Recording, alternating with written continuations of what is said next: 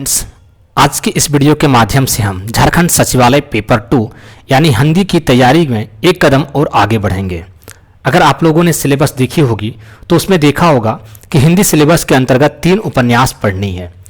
पहली उपन्यास थी गोदान, दूसरी उपन्यास है मेला आंचल और जो तीसरी उपन्यास है वो है राग दरबारी, जिसमें से हम लोगों ने गोदान उपन्यास को देखा था और देखने के क्रम में सबसे पहले हम लोगों ने लेखक परिचय देखा, फिर सारांश देखा, फिर पात्र परिचय देखा और लास्ट में गोदान उपन्यास से बनने वाले सारे महत्वपूर्ण प्रश्नों को देखा।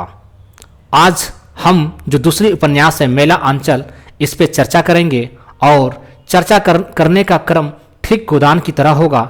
यानी सबसे पहले हम लेखक परिचय देखेंगे, फिर सारांश देखेंगे, फिर पात्र परिचय देखेंगे और सबसे अंत में मेला आंचल उपन्यास से बनने वाले सारे महत्वपूर्ण प्रश्न जो एग्जाम के दृष्टिकोण से अपना एक स्थान रखता हो, उन सारे प्रश्नों को देखेंगे और इस तरह से मेला आंचल उपन्यास को पूरी तरह से कंप्लीट करेंगे।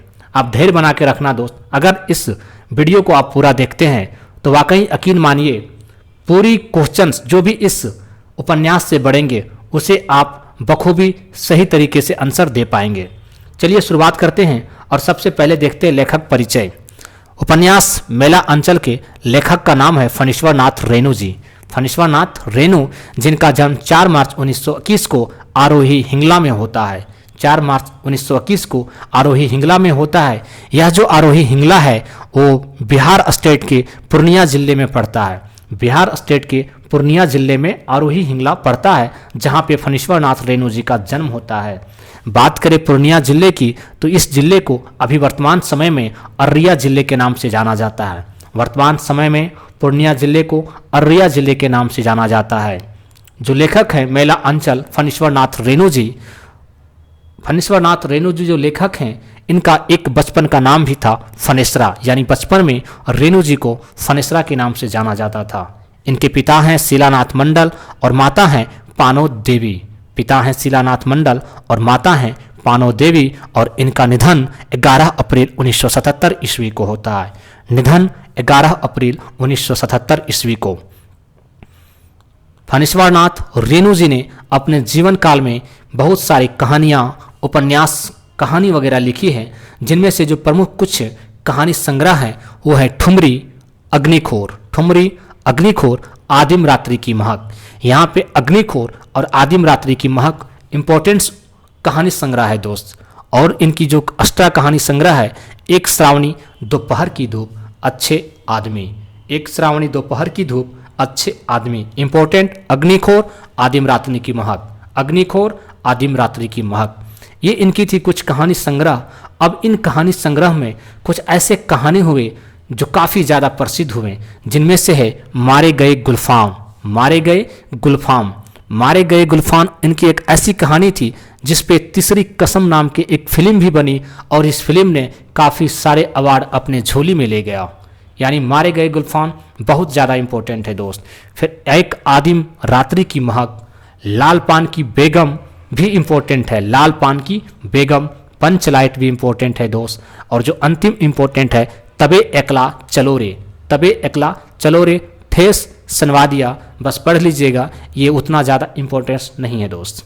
मारे गए गुलफाम, पंचलाइट, लाल पान की बेगम और एकला, तबे एकला चलो रे, ये 4 जो कहानी है काफ़ी ज़्यादा इम्पोर्टेंट है दोस्त। फिर एक है एक आदिम रात्रि की महक, इसे भी एक बार देख लीजिएगा। उपन्यास की बात की जाए तो मेला आंचल के लेखक फणीश्वर नाथ रेणु जी ने बहुत सारी उपन्यास लिखी है और काफ़ी ज़्यादा प्रसिद्ध भी हुए, जिनमें जो सबसे पहला और जो सबसे ज़्यादा ख्याति प्राप्त उपन्यास है वो है मेला आंचल, जिसकी चर्चा इस वीडियो में हम करेंगे। दूसरी है परिकथा, प्रति परिकथा, दीर्घतया, कलंक मुक्ति, जुलूस, कितने चौराहे, पलटू बाबू रोड। ये 3 जो उपन्यास हैं मेला आंचल, कितने चौराहे, पलटू बाबू रोड, काफ़ी ज़्यादा इंपॉर्टेंस है। और थोड़ा सा में इंपॉर्टेंस में आ जाएगा प्रति परिकथा। प्रति परिकथा, अगर क्वेश्चन को डिफिकल्ट करना होगा दोस्त तो वैसे ही लिख देगा कि प्रति परिकथा फणीश्वर नाथ रेणु जी की लिखी हुई कौन सी विधा है, कहानी है, उपन्यास है या फिर काव्य है। तो ऐसे भी क्वेश्चन बनते हैं दोस्त, इसलिए एक बार पढ़िएगा और ध्यान रखिएगा। बाकी जो PDF है ये आपको डिस्क्रिप्शन बॉक्स में मिल जाएगी, वहाँ से आप डाउनलोड कर लीजिएगा।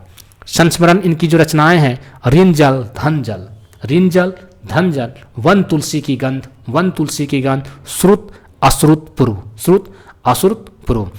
यह इंपॉर्टेंट करके दिखाया गया है क्योंकि ये काफ़ी ज़्यादा इंपॉर्टेंट होती है। कहानी मारे गए गुलफाम पे बहुचर्चित हिंदी फिल्म तीसरी कसम बनी है, जिसे अनेक पुरस्कार प्राप्त हुए हैं। इसे तो अभी भूलना ही नहीं है दोस्त। अब आ जाते हैं पात्र परिचय पे, हम नहीं आएंगे। इसके बाद हम सबसे पहले आएंगे नाटक के मतलब उपन्यास के सारांश पे। ये उपन्यास जो है काफ़ी ज़्यादा लंबी है दोस्त, फिर भी मैं शॉर्ट में आपको इतना बताने की कोशिश करूँगा जिससे इस उपन्यास का जो मूल भाव है वो आपको ज़रूर समझ में आ जाएगा। उपन्यास मेला अंचल में एक गांव है मेरीगंज, एक गांव है मेरीगंज जो बिहार के पूर्णिया जिले में पड़ता है। उस गांव की ही कथा है, उस गांव की जनजीवन से जुड़ी हुई लोगों की ही कथा है। यह गांव काफ़ी अशिक्षित है और काफ़ी पिछड़ा है क्योंकि यहाँ केवल 10 लोग ही पढ़े लिखे हैं। इस गांव में केवल 10 लोग ही पढ़े लिखे हैं, जिसकी वजह से यह गांव काफ़ी पिछड़ा गांव में आता है। और कम पढ़े लिखे होने के कारण, शिक्षा लोगों के पास नहीं होने के कारण गांव में अंधविश्वास, भ्रष्टाचार और जो राजनीतिक मुद्दे होते हैं वो सारे चरम पे हैं।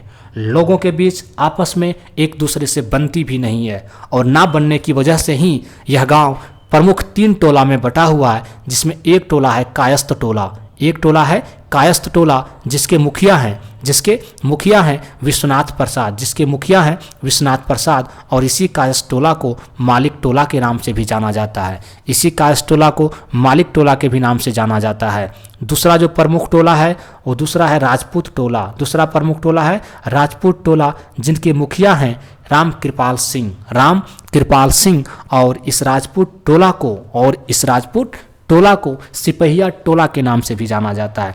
राजपूत टोला को सिपहिया टोला के नाम से भी जाना जाता है। रीज़न यह है दोस्त कि जो राम कृपाल सिंह राजपूत टोला के मुखिया हैं, इनके जो परिवार थे, जैसे पिता, दादाजी, वे सारे लोगों में से कुछ ऐसे भी थे जो जुड़े हुए थे मिलिट्री आर्मी फोर्स से जुड़े हुए थे, जिसकी वजह से राजपूत टोला को सिपहिया टोला भी कहा जाता था।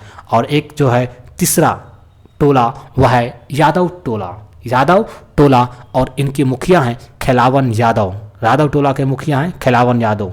तो दोस्त 3 टोला हो गए, कायस्थ टोला, मुखिया विश्वनाथ प्रसाद जिसे मालिक टोला भी कहा जाता है, दूसरा है राजपूत टोला, मुखिया कृपाल सिंह जिसे सिपहिया टोला कहा जाता है, और तीसरा जो टोला था वह यादव टोला और इसे खिलावन यादव इसका मुखिया थे। ये 3 प्रमुख टोले थे दोस्त गांव में कुछ राजनीतिक गतिविधियां भी थी और गतिविधियों में कुछ लोग थे जो कांग्रेस विचारधारा के थे, कुछ लोग गांधी विचारधारा के थे और कुछ समाजवादी पार्टी से जुड़े हुए थे। यानी गांव के लोग राजनीतिक पार्टियों से भी जुड़े हुए थे। ये थी गांव की जो परिस्थितियां थी वो। अब इस उपन्यास में दिखाया गया है कि उपन्यास में प्रमुख 4 घटनाएं होती है। उपन्यास में प्रमुख 3 से 4 घटनाएं होती है, जिनमें से जो पहली घटना है वो घटना है कि मेरीगंज में एक अस्पताल खोला जाना है, मलेरिया सेंटर खोला जाना है। पहली घटना क्या है कि एक मलेरिया सेंटर खोला जाना है। दूसरी घटना है कि मठ जो है उस मठ में कैसे भ्रष्टाचार होता है, कैसे लोगों को शोषित किया जाता है। और तीसरी जो घटना है इसमें जो प्रमुख रूप से आती है संथाल विद्रोह को लेकर, यानी संथाल जनजाति एक विद्रोह करती है, वो घटना है। अब इन तीनों घटनाओं को एक एक करके हम विस्तार पूर्वक से देखेंगे। सबसे पहले आते हैं मलेरिया सेंटर खोलने को लेकर जो घटना की गई है, जो बातें की गई है उपन्यास में, उस पर आते हैं। मेरीगंज गाँव में मलेरिया सेंटर खुलने वाला है, इसकी लेकर लोगों के बीच में चर्चा हो रही है। मलेरिया सेंटर खुलने वाला है और मलेरिया सेंटर खोलने के लिए जो पदाधिकारी लोग आए हैं वो विश्वनाथ प्रसाद जी को अपने साथ ले जाते हैं। बट यहाँ पे कुछ उल्टा होता ये है कि जो आसपास के टोला हैं उस टोला में अफवाह फैला दी जाती है कि विश्वनाथ प्रसाद जी को मिलिट्री वालों ने, जो पदाधिकारी लोग हैं, उन्होंने गिरफ्तार करके ले गया। बट ऐसा नहीं था। था क्या कि मलेरिया सेंटर जिसे खोलनी थी उसके लेकर चर्चा करनी थी विश्वनाथ प्रसाद जी से, इसीलिए उन्हें लेकर गए थे। अब एक सवाल यहाँ आता है दोस्त कि इस गांव में ही मलेरिया सेंटर क्यों खोलनी थी? तो इसके पीछे भी एक कहानी है दोस्त कि WG मार्टिन करके एक अंग्रेज कभी हुआ करते थे जो इस गांव में आए थे और इस गांव में उन्होंने एक विशाल कोठी का निर्माण किया और सपना देखा कि अपने वाइफ के साथ मैं यहाँ पे जीवन बिताऊंगा। बट दुर्भाग्य थी डब्ल्यू.जी. मार्टिन की, इतनी किस्मत ख़राब थी जो कहा नहीं जा सकता है। कोठी बनाने के बाद जब उसकी वाइफ वहाँ पे आई और वे दोनों अपना जीवन जीना शुरू किए तो कुछ ही दिन हुआ था कि उसकी वाइफ का मलेरिया की वजह से देहांत हो गया, क्योंकि इस गांव में मलेरिया का उचित प्रबंध नहीं था। अब जानते हैं दोस्त, जो गांव पिछड़े हैं वहाँ बढ़िया हॉस्पिटल नहीं होता है, और यहाँ जब मलेरिया इनकी वाइफ को होती है तो इनकी वाइफ का निधन हो जाता है। फिर ये एक सपना लेकर चलते हैं कि इस गाँव में मैं मलेरिया सेंटर खोलूँगा। वाकई इसके जीते जी यह सपना पूरा नहीं हो पाया, यानी डब्ल्यू.जी. मार्टिन के जीते जी यह सपना पूरा नहीं हुआ, लेकिन उन्होंने अपने कोठी गवर्नमेंट को दान दे दी और मलेरिया सेंटर खोलने का अथक प्रयास किया जब तक ये जीवित रहा। वो इतना सोचने लगे थे मलेरिया सेंटर को खोलने को लेकर कि दिन रात उसी के सोच में डूबा रहता था, जिसकी वजह से उसका मानसिक संतुलन भी खराब हो गया और एक दिन पागलपन होने के बाद इनकी मृत्यु भी हो गई। यानी ये पागलपन भी हो गया, यानी पागल भी हो गया, मानसिक संतुलन खराब होने के बाद पागल भी हो गया और इसकी मृत्यु भी हो गई। तब जाकर 35 साल बाद अब मलेरिया सेंटर खुलने को लेकर बात आई थी। यहाँ पे एक चीज़ इंपॉर्टेंट होता है दोस्त कि इस गांव का नाम जो मेरीगंज पड़ा था वो भी डब्ल्यू.जी. मार्टिन के वाइफ के नाम पे ही पड़ा था। डब्ल्यू.जी. मार्टिन ने अपने वाइफ के नाम पे ही इस गांव का नाम भी मेरीगंज रखा था। 35 साल बाद अब घटना घटी है कि मलेरिया सेंटर खोलने को लेकर कुछ पदाधिकारी आए हैं और विश्वनाथ प्रसाद जी को साथ ले गए हैं, बट गांव में अफवाह है कि ये मलेरिया सेंटर खोलने को नहीं, मतलब गांव में अफवाह है कि लोगों ने विश्वनाथ प्रसाद जी को गिरफ्तार करके ले गया, मिलिट्री वालों ने गिरफ्तार करके ले गया, बट मलेरिया सेंटर खोलने को थी। जब मलेरिया सेंटर खोलने के बाद गाँव में चर्चा हुई कि नहीं मलेरिया सेंटर खोलनी है, तब कुछ गांव के लोग जो थे उन्होंने लोगों को भड़काने का कोशिश किया, अंधविश्वास दिलाने का कोशिश किया, अंधविश्वास में लोगों को जीने पे मजबूर किया कि मलेरिया सेंटर खोलने को नहीं, मलेरिया को बढ़ाने को आया है। यहाँ जो डॉक्टर आएंगे वो मलेरिया से लोगों को नहीं बचाएंगे, जबकि मलेरिया या अन्य जो बीमारियाँ हैं वो बढ़ाएंगे, क्योंकि डॉक्टर अपना पैसा कमाना चाहता है। ऐसे अफवाह भी आती है, लेकिन फाइनली मलेरिया सेंटर खुलता है और डॉक्टर प्रशांत यहाँ के डॉक्टर नियुक्त होकर आते हैं। डॉक्टर प्रशांत यहाँ के डॉक्टर नियुक्त होकर आते हैं, बट शुरू में डॉक्टर प्रशांत को भी काफ़ी विरोध का सामना करना पड़ता है। लेकिन कुछ दिन बीतने के बाद जब गांव में हैजा नाम की एक बीमारी फैलती है और लोगों में त्रासदी मच जाती है, तो ऐसे समय में डॉक्टर प्रशांत ने निस्वार्थ भाव से लोगों की सेवा की, और जब डॉक्टर प्रशांत की सेवा को देखा, काफ़ी लोगों को बचाया, तब लोगों को लगा कि नहीं, डॉक्टर प्रशांत वाकई लोगों को बचाने के लिए आता है। और डॉक्टर प्रशांत धीरे धीरे लोगों के बीच चर्चा में आने लगा, लोगों के दिलों में आने लगा। बट इसी क्रम में क्या होता है कि डॉक्टर प्रशांत जो हैं वो कायस टोली के मुखिया विश्वनाथ प्रसाद जी की बेटी की इलाज करने के लिए जाते हैं। यानी कायस टोली की जो मुखिया हैं विश्वनाथ प्रसाद, उनकी बेटी को मिर्गी रोग हुआ है और वो बीमारी से ग्रसित है, उसकी इलाज को जाते हैं डॉक्टर प्रशांत, और उन्हीं से इनका नैन मटक्का हो जाता है। कहने का मतलब है कि उनसे इनकी आंखें मिल जाती है और वह विश्वनाथ प्रसाद की बेटी कमला से ही प्यार कर बैठता है और कमला डॉक्टर प्रशांत से प्यार कर बैठती है। दोनों की प्यार ऐसे चरम सीमा पे थी कि शादी से पहले ही कमला प्रेग्नेंट हो जाती है। बट बड़ी घेट की बात थी, बातें बाहर नहीं आई और फाइनली जो विश्वनाथ प्रसाद जी हैं उन्होंने डॉक्टर प्रशांत और कमला की शादी करा दी। शादी होने के बाद इनका एक बेटा भी हुआ था निरोत्पन्न करके, और इस बेटा की इस जो निरोत्पन्न और कमला और जो प्रशांत की जो बेटा हुआ था, इसकी खुशी में विश्वनाथ प्रसाद जी जो अपने जिम्मेदारी किया करते थे, जो लोगों की ज़मीनें हड़प के रखे थे, उसे वापस करने को दिल करता है और वो उसे वापस करते हैं। यानी 5-5 बीघा ज़मीन गांव वासियों को दे देता है अपने पोते की खुशी में, अपने नाती की खुशी में। ये थी गांव की पहली घटना। और अगर हम गांव की दूसरी घटना की चर्चा करें तो गांव की दूसरी घटना है संथाल विद्रोह का। उस टाइम एक नियम आया, जिस नियम के तहत यह कहा गया कि जो व्यक्ति जिस भूमि पे खेती कर रहा है वह भूमि उसी का हो जाएगा। लेकिन यहाँ पे जो मजबूत लोग थे, कृपाल सिंह, राम खिलावन यादव, विश्वनाथ प्रसाद और भी जो मजबूत लोग थे, उन लोगों ने गांव के संथालों को ज़मीन लौटाने से इनकार कर दिया था। गांव के संथालों को ज़मीन लौटाने से इनकार कर दिया था। संथाल लोग को बुरा लगा और संथालों ने विद्रोह किया जिसमें काफ़ी सारे संथाल मारे भी गए। अगर परिणाम देखें, वास्तविकता देखें, सच्चाई देखें तो संथालों की जीत होनी थी, बट वाकई में संथालों की जीत यहाँ पे नहीं होती है। संथाल उल्टा जेल चले जाते हैं विद्रोह करने के जुर्म में, क्योंकि बड़े लोगों ने, जो थानेदार तहसीलदार लोग होते हैं, उसे पैसे के बल पे खरीद लिया था। यहाँ भी भ्रष्टाचार को दिखाया गया है। तो खरीद लिया था जिसकी वजह से संथालों को जेल भी जानी पड़ती है। और एक जो तीसरी घटना हुई थी वो थी मठ को लेकर। मठ में सेवादास महंत था, मठ में सेवादास महंत था, और ये जो सेवादास मठ में जो महंत था इसकी एक दासी थी लक्ष्मी करके। इस लक्ष्मी को वह काफ़ी प्रताड़ित करता था और उसके साथ अवैध संबंध भी रखता था। बट जब महंत सेवादास की मृत्यु हुई तो नियम के अकॉर्डिंग जो महंत सेवादास का जो पुराना शिष्य था, जो चहेता शिष्य था रामदास, उसको महंत बनना था। बट यहाँ भी एक राजनीतिक दांव पेच होता है, एक भ्रष्टाचारी दांव पेच होता है, और बाहर से एक महंत को लाया जाता है यहाँ पे कि ये महंत बनेगा, रामदास नहीं बनेगा। बट किस्मत थी अच्छी रामदास की कि लक्ष्मी और गांव के कुछ बुद्धिजीवों जैसे कालीचरण जी, इन सब का सहयोग मिलता है, और सहयोग मिलने की वजह से रामदास जी मठ के महंत बनते हैं। तो ये सारी कुछ घटनाएं थी दोस्त इस उपन्यास में। यानी आप कह सकते हैं कि गांव में होने वाली गतिविधियों की, लाचारियों की, भ्रष्टाचारियों की, राजनीतिक मुद्दों की अपना उल्लू सीधा करने की जो तरीके हैं, उन सारे तरीकों पे इस उपन्यास में विस्तार पूर्वक चर्चा की गई है। जहाँ तक हो सका दोस्त, मैंने शॉर्ट में आप लोगों को यह स्टोरी समझाने की कोशिश की। अब जब हम पात्र परिचय देखेंगे दोस्त, तो वहाँ पे जो चीज़ें छूटी होगी थोड़ा बहुत, वो सारी चीज़ों को हम कवर कर लेंगे, क्योंकि दोस्त ये बहुत बड़ा उपन्यास है और 5 से 7 मिनट के सारांश में पूरे उपन्यास को बताना संभव नहीं था दोस्त। चलिए अब हम आते हैं पात्र परिचय की ओर। पात्र परिचय में जो पहला पुरुष पात्र है वो है डॉक्टर प्रशांत। डॉक्टर प्रशांत की एक कहानी है दोस्त कि डॉक्टर प्रशांत के कोई नहीं है। इनका जब जन्म होता है तो इनकी माँ ने हाड़ी में डालकर कोसी नदी की बाढ़ में इसे बहा दिया था। हाड़ी में डालकर कोसी नदी के बाढ़ में इसे बहा दिया था, और जब बाढ़ में इसे बहा दिया तो उपाध्याय परिवार के द्वारा स्थापित आदर्श आश्रम में रहने वाली युवती स्नेहमयी में डॉक्टर प्रशांत का लालन पालन किया था। स्नेहमयी जो आदर्श आश्रम में रह रही थी, जो उपाध्याय परिवार के आश्रम थी, उसमें डॉक्टर प्रशांत का लालन पोषण किया गया था।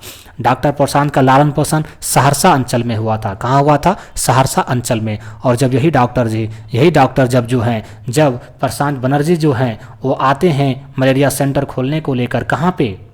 तो मलेरिया सेंटर खोलने को लेकर मेरीगंज आते हैं। तो यहाँ पे इनकी जात पूछी जाती है, तो ये अपनी जात हिंदुस्तानी बताते हैं, क्योंकि ये अज्ञात कुल से थे, इनका कुल का पता नहीं चला, क्योंकि इसकी माँ ने इसे बचपन में ही बहा दिया था। डॉक्टर प्रशांत मेला अंचल उपन्यास में डॉक्टर की भूमिका में है। मेला अंचल उपन्यास में डॉक्टर की भूमिका में है, और इन्होंने डॉक्टर की पढ़ाई पटना मेडिकल कॉलेज से की थी। जब इनकी पढ़ाई कंप्लीट हुई, जब डॉक्टर प्रशांत की पढ़ाई कंप्लीट हुई तो इसे विदेश जाने का अवसर भी प्राप्त हुआ था, लेकिन यह गांव में रहकर ही लोगों की सेवा करना अपना प्राथमिक धर्म समझा, और विदेश जाने का जो ऑफर था इसे ठुकरा कर जो मेरीगंज गांव है यहाँ पे मलेरिया से रिसर्च करने के लिए आ जाते हैं, और यहाँ लोगों की सेवा करने के लिए आ जाते हैं। और जब यहाँ ये आ जाते हैं तो पटवर्धन ने कहा था डॉक्टर प्रशांत के बारे में कि डॉक्टर प्रशांत बेवकूफ़ है, क्योंकि आज के ज़माने में जो अच्छी खासी सैलरी को छोड़कर लोगों की सेवा में आता है उसे आज के ज़माने में बेवकूफ़ समझा जाता है, और उस ज़माने में भी बेवकूफ़ समझा जा रहा था। तो यही पटवर्धन जी कहते हैं कि डॉक्टर प्रशांत बेवकूफ़ हैं। डॉक्टर प्रशांत की एक मित्र है ममता है, और प्रशांत तहसीलदार विश्वनाथ प्रसाद की जो बेटी है ना कमला, उसी से प्रेम कर बैठती है। किससे प्रेम कर बैठती है? डॉक्टर तहसीलदार विश्वनाथ प्रसाद की बेटी कमला से ही प्रेम कर बैठती है। डॉक्टर प्रशांत का और कमला का एक पुत्र भी होता है जिनका नाम है नीलोत्पल। अब जो दूसरा कैरेक्टर है दोस्त वो बलदेव है, और ये जो बलदेव है यह इस उपन्यास का दूसरा महत्वपूर्ण पात्र भी है। उपन्यास के शुरुआत से लेकर उपन्यास के लास्ट तक किसी न किसी रूप में जुड़ा ही रहता है, क्योंकि ये गांव की तरक्की को हमेशा प्रयास करता है। बलदेव जो है ओरिजिनल में चन्नीपट्टी का रहने वाला था, बाद में पूर्णिया जिला का मेरीगंज में आ जाता है, और इसीलिए बलदेव चाहता है कि मेरीगंज गांव को हम चन्नीपट्टी की तरह बनाएं। इसीलिए हमेशा ये प्रयास करता रहता है लोगों के बीच में कि किसी भी तरह लोगों को जागरूक करे और गांव को एक अच्छे जगह पे पहुंचा सके, यानी गांव के लोगों को एक अच्छी ज़िंदगी दे सके, अच्छे जगह पे पहुंचा सके। गांव के लोग जो हैं बलदेव को टुरवा कहते थे। रीजन ये था कि इनकी माँ का देहांत हो गया था और ये अपना जीवन अजोधी भगत का भेष चढ़ाकर अर्पण किया था। यानी माँ के मरने के बाद ये अजोधी भगत का भेष चढ़ाकर अपना जीवन जीने का जो साधन था उसे जुटाया करता था। बलदेव यादव जाति का था, बलदेव यादव जाति का था। और रूपमती एक लड़की है जो अजोधी भगत की पुत्री है, जो अजोधी भगत की पुत्री है। सब लोग बलदेव को टुरवा कहते थे, सब लोग बलदेव को टुरवा कहते थे। बट यही एक लड़की है रूपमती जो इसे बल्ली कहते थे, जो इसे बल्ली कहा करती थी। कांग्रेस में शामिल होता है बलदेव और गांधी जी के आदर्शों पे चलता है, कांग्रेस में शामिल होता है और गांधी जी के आदर्शों में चलता है। इसकी एक और कहानी है कि इसकी कहानी जुड़ी हुई है, बलदेव की कहानी मठ की कहानी से जुड़ी हुई है, क्योंकि मठ की जो दासी थी, जो सेवा दासी थी लक्ष्मी थी, उसका काफ़ी ज़्यादा हेल्प करता है बलदेव, क्योंकि लक्ष्मी का शोषण होता है वहाँ पे महंत सेवादास के द्वारा, और उसमें जो सहयोग करने का प्रदान करता है, जो बचाने का कोशिश करता है, वो बलदेव करता है और लक्ष्मी लास्ट में बलदेव के ही साथ रहने भी लगती है। तो बलदेव का मठ की कहानी से भी जुड़ाव है। अब जो इसका करेक्टर तीसरा है कालीचरण है, जो काफ़ी दमदार करेक्टर है, कह सकते हैं मेरीगंज गांव का जागरण का दूसरा महत्वपूर्ण पात्र है। यानी मेरीगंज गांव में जो जागरण फैलाया जा रहा था, यानी लोगों को जो जागरूक करने का कोशिश किया जा रहा था, उसका दूसरा प्रमुख पात्र कालीचरण ही है। उपन्यास में सर्वाधिक साहसी कर्मठ व्यक्ति है, सर्वाधिक साहसी और कर्मठ व्यक्ति है, किसी से डरता नहीं है और कालीचरण बहादुर नवयुवक भी है। मेला अंचल उपन्यास में कालीचरण के बारे में कहा गया है कि अपनी सूझबूझ, विद्रोही भावना, प्रेम चेतना, समर्पित कार्यकर्ता तथा अपनी व्यक्तिगत ईमानदारी की वजह से उसकी विशिष्ट पहचान भी। यानी इनका ये सारे गुण हैं, जिस गुण से कारण ही कालीचरण का उसके गांव में एक विशिष्ट पहचान बन गया है। बलदेव को अपना गुरु मानते हैं, ये कालीचरण जो जी हैं वो बलदेव को अपना गुरु मानते हैं, और शुरुआत में ये कांग्रेस कार्यकर्ता में शामिल होते हैं। कालीचरण जी शुरुआती में कांग्रेस कार्यकर्ता में शामिल होते हैं, बट बाद में देखता है कि कांग्रेस की गतिविधियां भी सही नहीं है, तो वो सोशलिस्ट पार्टी में शामिल होकर समाजवादी बन जाता है। एक और करेक्टर है बावन दास। बावन दास बलदेव और कालीचरण की तरह ही कांग्रेस का कार्यकर्ता है। बावन दास भी कांग्रेस का कार्यकर्ता है और महात्मा गांधी का प्रतिरूप है और उन्हीं के आदर्शों पे चलता है। बावन दास महात्मा गांधी का प्रतिरूप है और उन्हीं के आदर्शों पे भी चलने का काम करता है।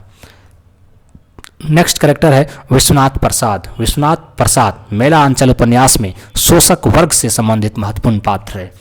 जो शोषक वर्ग होते हैं उसमें से एक नाम विश्वनाथ प्रसाद का भी है, क्योंकि इन्होंने भी लोगों की ज़मीन को हड़प के रखा था और लोगों को शोषित करता था। कायस्थोली का मुखिया भी है। और सबसे जो बड़ी बात है दोस्त, ये देखिए कि विश्वनाथ प्रसाद के पास 1000 बीघा ज़मीन है, यानी 1000 बीघा ज़मीन का मालिक है विश्वनाथ प्रसाद। राजपरबंगा के तहसीलदार भी है, राजपरबंगा के तहसीलदार है। बट इनकी भी एक कहानी है दोस्त कि उपन्यास के लास्ट में इनका भी हृदय परिवर्तन होता है, यानी विश्वनाथ प्रसाद जी का भी हृदय परिवर्तन होता है और हृदय परिवर्तन होने के बाद तहसीलदारी से त्यागपत्र देकर कांग्रेसी कार्यकर्ता बन जाता है। यानी विश्वनाथ प्रसाद का जब हृदय परिवर्तन होता है तो जो तहसीलदारी किया करते थे उसको त्याग कर देते हैं और कांग्रेस का एक कार्यकर्ता बन जाते हैं।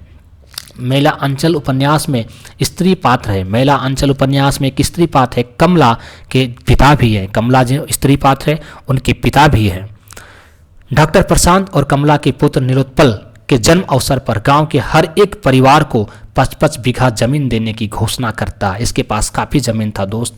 तब जब इनका दामाद है प्रशांत और जो पुत्री है कमला, इनका जब बेटा होता है निरुत्पल, तो गांव के सभी लोगों को 5-5 बीघा जमीन देने की घोषणा कर देता है, क्योंकि इसका हृदय भी परिवर्तन हो चुका होता है। मेरीगंज गाँव का सर्वाधिक प्रतिष्ठित तथा कानूनी दांवपेच में माहिर व्यक्ति है। सर्वाधिक प्रतिष्ठित व्यक्ति की बात करें मेरीगंज गांव की तो विश्वनाथ प्रसाद जी ही थे, और जो कानूनी दांवपेच होती है, कानून को इधर से उधर करने की जो दांवपेच सीखी थी, इसमें भी ये माहिर व्यक्ति थे। नेक्स्ट है राम कृपाल सिंह राजपूत टोला के मुखिया हैं। राम कृपाल सिंह राजपूत टोला के मुखिया हैं और इसी राजपूत टोला को सिपहिया टोला भी कहा गया है। राम कृपाल सिंह निरक्षर है, पढ़ा लिखा नहीं है, किंतु राजपूत होने का गर्व इसे है। अनपढ़ है किंतु चतुर पुरुष है, क्योंकि हमेशा बड़े लोगों के साथ रहा है, तो चतुर तो होना स्वाभाविक सी बात है।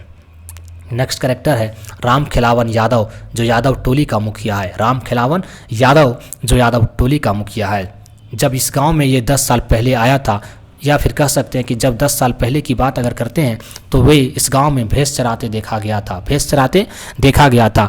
लेकिन धीरे धीरे बाद में जब गांव के लोगों के बीच में इसका प्रभाव बना तो ये प्रभावशील बन गया और यहाँ का मुखिया भी बन गया। क्योंकि दोस्त यहाँ के जो गाँव के जो लोग थे ना, वो पढ़ा लिखा नहीं था, तो किसी को भी बेवकूफ़ बनाना आसान था। और राम खिलावन यादव इस बेवकूफ़ों का सरदार बन जाता है और यादव टोली का मुखिया बन जाता है।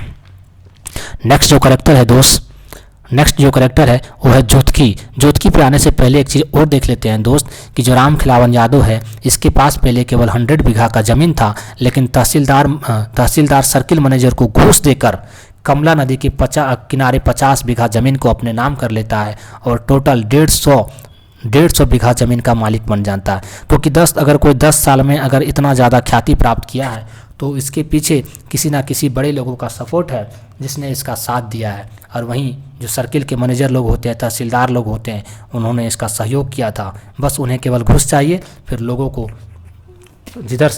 को इधर से उधर करने में तहसीलदारी लोग माहिर होते हैं। एक है जोतकी काका यानी जोतकी है, जो मेरीगंज गांव में ब्राह्मणों का प्रतिनिधित्व करता है। ब्राह्मण का प्रतिनिधित्व है, पढ़ा लिखा नहीं है, संस्कृत भी नहीं आता है, बट अपनी भविष्यवाणी से गांव के लोगों में अंधविश्वास फैलाने का काम करता है। कौन करता है? जोतकी पढ़ा लिखा नहीं है, संस्कृत भी नहीं आती है और भविष्यवाणी करता रहता है पंडित के नाम पे और अंधविश्वास फैलाता है गांव में। जब डॉक्टर प्रशांत जी आए तो यही जोतकी काका थे जिसने सबको कहा था कि ये डॉक्टर मलेरिया इलाज करने के नहीं, बीमारी को दूर भगाने के लिए नहीं, बीमारी को फैलाने के लिए आया है, क्योंकि डॉक्टर लोग ही बीमारी को फैलाते हैं, ऐसा इनका कहना था। और गाँव के लोग सीधे साधे इनकी बातों पर आ भी जाते थे। अपना महत्व बने रहे, इसीलिए जातियों में शत्रुता पैदा करने की कोशिश करता था। यानी अपना महत्व बना कर रखे, अपना जो प्रभाव है उसको बना के रखे, इसलिए जो विभिन्न जातियां थी गाँव में, उन जातियों के बीच में शत्रुता पैदा करने में ये माहिर थे। हमेशा लोगों के बीच में अफवाह फैलाकर लोगों में शत्रुता का भाव लाते थे। अंधविश्वास फैलाने का काम करता था। अंधविश्वास फैलाने के लिए कहता था कि डॉक्टर लोग ही रोग फैलाता है, डॉक्टर लोग ही रोग फैलाता है। ये काफ़ी ज़्यादा महत्वपूर्ण कथन हो जाएगा दोस्त। नेक्स्ट जो चीज़ें हैं कि मेला अंचल उपन्यास में जोतकी को लकवा मार देता है, बाद में इनकी मृत्यु हो जाती है। दोस्त, अगर आप धर्म के नाम पे लोगों को ठगते हैं, लोगों को ठगने का कोशिश करते हैं, तो भगवान जरूर देखता है और उसका फल तुम्हें जितना एक दिन जरूर मिलता है और इसी धरती पे मिलता है। ठीक जोतकी काका के साथ भी ऐसा ही हुआ, उसे लकवा मार दिया, अंतिम में इसे लकवा मार दिया और इनकी मौत भी हो गई। अब एक करेक्टर है महंत सेवादास। ये जो महंत सेवादास जो हैं वो मठ के महंत हैं। महंत के महंत जो सेवादास हैं, ये मेरीगंज के ज्ञानु साधी समझे जाते हैं। यानी ये जो महंत है ना सेवादास, ये मेरीगंज का सबसे ज्ञानी साधु के रूप में विख्यात है। बट इनके पास भी ऐसा कुछ ज्ञान नहीं है। विलासी प्रवृत्ति का व्यक्ति है और जो उनकी दासी है, जो कोठारिन दासी है लक्ष्मी, इसके साथ ही अवैध संबंध रखती है। लास्ट में इसका भी मृत्यु हो जाता है। अब एक कैरेक्टर है महंत रामदास। ये महंत सेवादास का शिष्य है। और जब सेवादास की मृत्यु होती है तो सेवादास की मृत्यु के बाद मठ का महंत जो है वो रामदास ही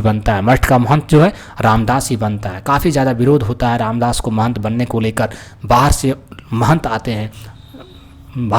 आते हैं जो मठ है उसका महंत बनने के लिए। बट यहाँ पे रामदास जी का सपोर्ट मिलता है, कालीचरण जी का, लक्ष्मी जी का, जिसके कारण रामदास जो है वो महंत बनने में कामयाब हो जाते हैं। एक करेक्टर है सुमृत दास। ये मेरीगंज में बेतौर तार की भूमिका निभाने वाला प्रमुख व्यक्ति है। तार की भूमिका कहने का मतलब है समाचार को इधर से उधर करने वाला जो व्यक्ति है ना मेरीगंज गांव का, वो सुमृत दास ही है। अब कुछ करेक्टर हैं और वो है महिला पात्र से। करेक्टर जो है वो महिला पात्र से है, जिसमें एक है लक्ष्मी मठ की दासी है। पिता की मृत्यु के बाद लक्ष्मी को लेकर महंतों में मुकदमेबाजी हुई और अंत में लक्ष्मी सेवादास के अधिकार सिद्ध हुआ। यानी जब लक्ष्मी की पिता की मृत्यु हो गई तो जो मठ में लोग थे उन लोगों में लक्ष्मी को लेकर एक लक्ष्मी को लेकर एक मुकदमेबाजी हुई और वहाँ पे सेवादास ने लक्ष्मी को जीत लिया और सेवादास का अधिकार लक्ष्मी पे हो गया, जहाँ बाद में सेवादास ने लक्ष्मी के साथ अवैध संबंध भी बनाने की कोशिश की थी। रीज़न ये था दोस्त कि लक्ष्मी के जो पिता थे ना, वो भी महंत, वो भी लक्ष्मी के जो पिता थे वो भी मठ में ही रहा करते थे और राम गोसाई के सेवक थे, राम गोसाई के सेवक थे। और जब इनकी मृत्यु हो गई तो लक्ष्मी का कोई दूसरा था ही नहीं, तो नहीं था तो किसी जो मठ के जो महंत थे उन्हीं में से किसी के पास लक्ष्मी को रहना था और वहाँ पे सेवादास का विजय हुआ और लक्ष्मी सेवादास की हो गई। सेवादास की मृत्यु के बाद रामदास को महंत बनाने में लक्ष्मी ने अहम भूमिका निभाई। लक्ष्मी के कहने पर ही कालीचरण और उनके दोस्तों ने नाग बाबा लरसित दास को गांव से भगा दिया और रामदास को महंती का टीका लगाया गया। कहने का मतलब दोस्त है कि जब सेवादास का मृत्यु हुई तो अकॉर्डिंग टू नियम अगर देखें तो रामदास को महंत बनना था, बट वहाँ एक लरसित दास आता है महंत बनने को, बट कालीचरण के सहयोग से लक्ष्मी ने उसे भगा दिया और महंत रामदास बन जाता है। उपन्यास के अंत में ये जो लक्ष्मी है ये बलदेव के साथ रहने लगती है, क्योंकि बलदेव इसका साथ देता है और बलदेव को लक्ष्मी से मोहब्बत भी हो जाती है। तो फाइनली लक्ष्मी जो है वो बलदेव के साथ रहना शुरू कर देती है। नेक्स्ट करेक्टर है दोस्त कमला। ये कमला काफ़ी महत्वपूर्ण करेक्टर है जो प्रशांत की प्रेमिका है, विश्वनाथ की बेटी है। मेला अंचल उपन्यास में कमला स्त्री पात्रों में प्रमुख पात्र है। विश्वनाथ प्रसाद की इकलौती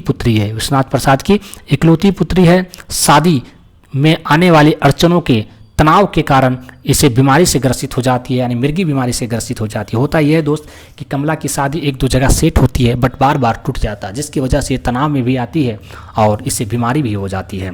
डॉक्टर प्रशांत के इलाज करवाने पर वह सभी बीमारी से मुक्त हो जाती है। जितने भी बीमारियां थी कमला को सारी बीमारी से मुक्त हो जाती है जब डॉक्टर प्रशांत इनका इलाज करते हैं, किंतु डॉक्टर प्रशांत से ही प्रेम करने लगती है। किंतु कमला की ये कारनामा है कि डॉक्टर प्रशांत से ही प्रेम करने लग जाती है। कमला डॉक्टर प्रशांत को लेकर सोचती है माटी का महादेव है। कमला डॉक्टर प्रशांत को कहती है या उसके बारे में सोचती है कि माटी का महादेव है डॉक्टर प्रशांत। रीजन था दोस्त कि डॉक्टर प्रशांत जो थे ना वो निस्वार्थ भाव से तन मन धन से गांव के लोगों की सेवा की थी और ऐसी सेवा देखकर ही कमला सोचती है कि जो डॉक्टर प्रशांत हैं वो माटी का महादेव है। डॉक्टर प्रशांत जो है वो माटी का महादेव है। कमला का पुत्र का नाम नीलोत्पल है। एक करेक्टर है दोस्त ममता जो है मेला अंचल उपन्यास में डॉक्टर भी है और प्रशांत की मित्र भी है। ये डॉक्टर भी है और प्रशांत जो डॉक्टर हैं उनके मित्र भी हैं और बार बार जो डॉक्टर है ना प्रशांत, वो कमला को इस गांव की परिस्थिति से, गांव की व्यवहार से परिचित किया करते थे पत्र के माध्यम से। ममता के पिता का नाम है डॉक्टर काली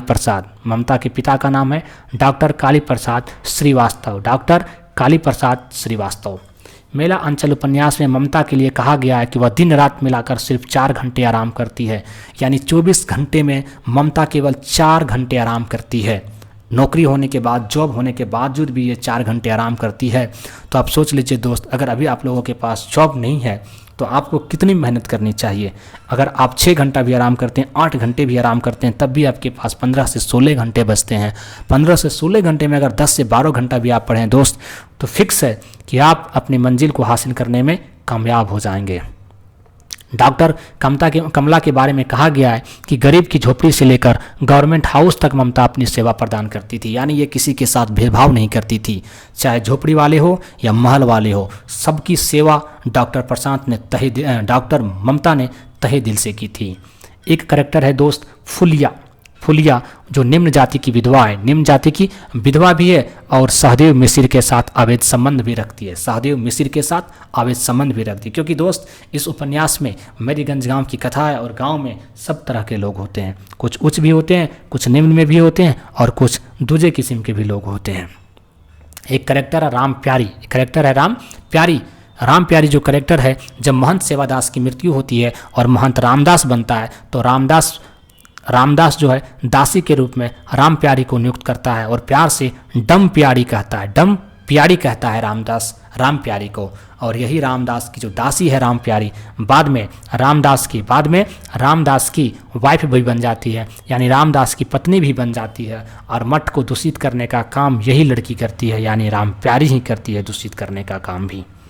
क्योंकि अच्छा करेक्टर इनका नहीं था दोस्त। अब है वस्तुनिष्ठ प्रश्न। अभी तक हम लोगों ने सारांश को देखा, पात्र परिचय को देखा दोस्त।